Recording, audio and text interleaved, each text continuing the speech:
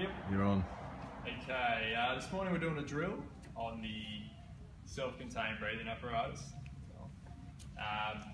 The reason why I chose this drill for my senior forest promotional module is I think it's fairly important that we maintain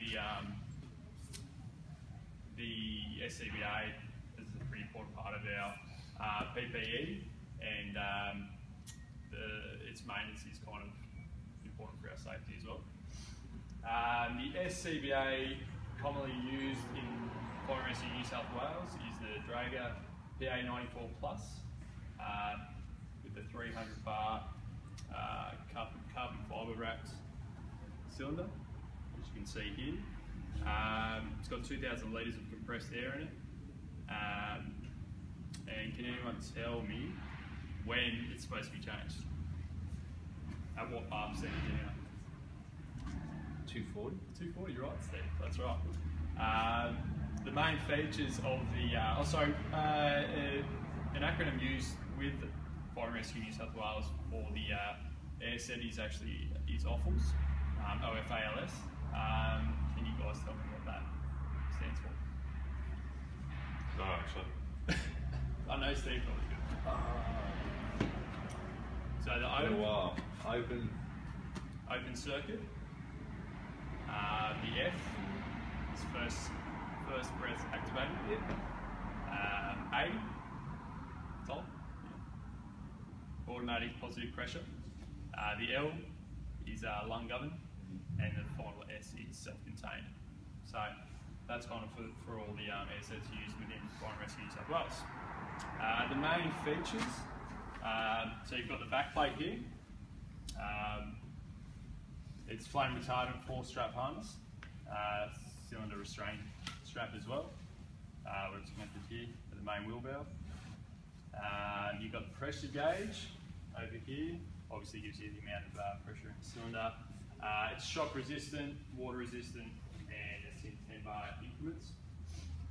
You've got your air lines, you've got your medium pressure here, and your auxiliary airline here. Both with seating fittings at the end, female seatings. You've got an audible warning device. Can any of you guys tell me when this warning device will go off? 50 bar, around the 50 bar mark. Yeah, around 50 bar, 55 to 50 bar or less, which is just here. So, it's just a warning to probably, you don't really want to be stuck inside when that's going off, so you've got to keep an eye on your gauge throughout wear. You've got your face mask here, which you've got your polycarbonate screen. Your screen here, it's a 5-point head harness, your neck strap.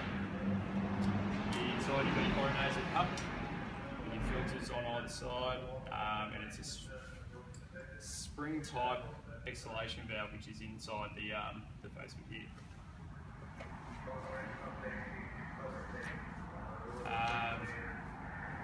Can you guys tell me how the air set is identified?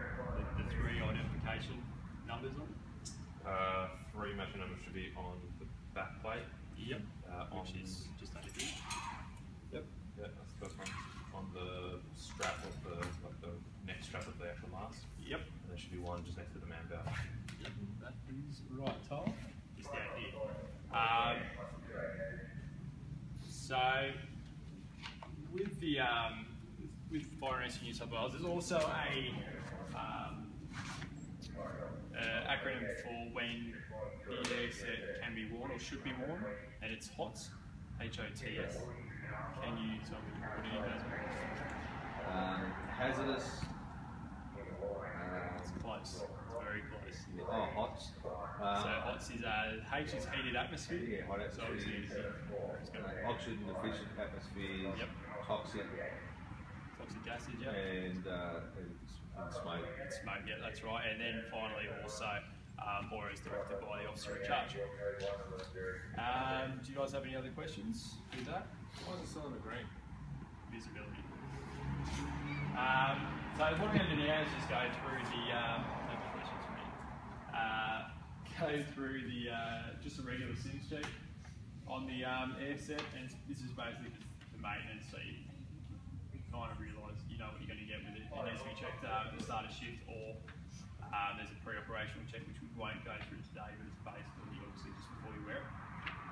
So with a pre-op check, the first thing you'll do is obviously you can lay it out like this, just so you've got it all in front of you and you can visually inspect it. You're going to be checking the face mask, make sure it's all connected up through there.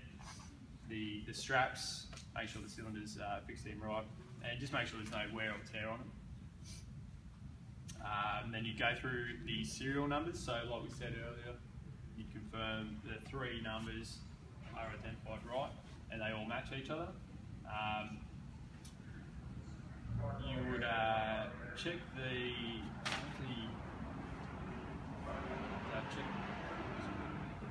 check the connection for tightness and that the exhalation valve is seated correctly. The DIN connection should be finger tight, which is just down here on the main wheel valve. So that just needs to be finger tight, and the anti-vibration strap is fitted, which just sits over the top. So then once that's checked, you can go disconnect the siege fitting on the face mask, pulling that back.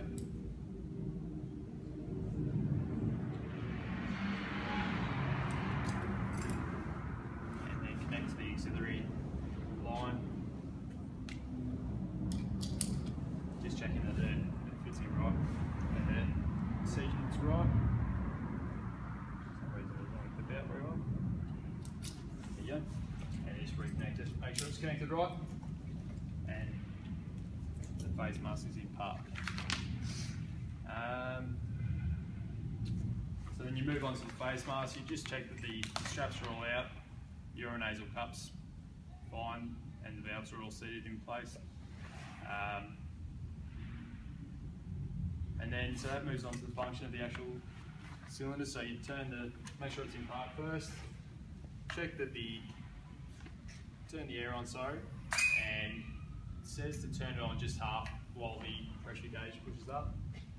You'll see here we're on 300, so then you can fully open it, walk away, with a half turn at the end. So once that's open, just check, you can hear for any leaks possible, any fittings that aren't working correctly. And just keep an eye on pressure, obviously it's going to stabilise there. And like we said earlier, you've got to replace the cylinder if it's below 240 bar, which is roughly 80% of its capacity. Check the gauge does not fall by, sorry. So then after that you turn off the main wheel valve, you just cut supply. Once this is turned off, you just check with the gauge to make sure it doesn't drop by more than 10 bar in the 60-second period. And you can see here it's not dropping at all, which is good, it means there's no leaks or anything there. Once that is done, you would remove the face mask from the command valve. And this is just to check the audible warning system.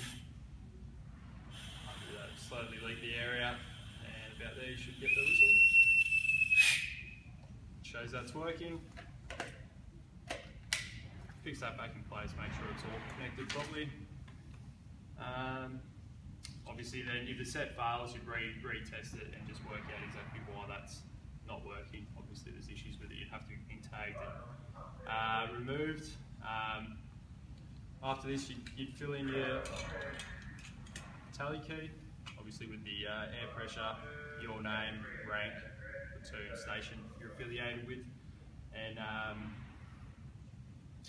yeah, that would basically do it for the air set. You're going to check your torch, and then also you check your DSU as well, which we won't do now, but that's involved with the sims just on the air set as well. So that's about it. Are there any questions? No? Yeah. Good.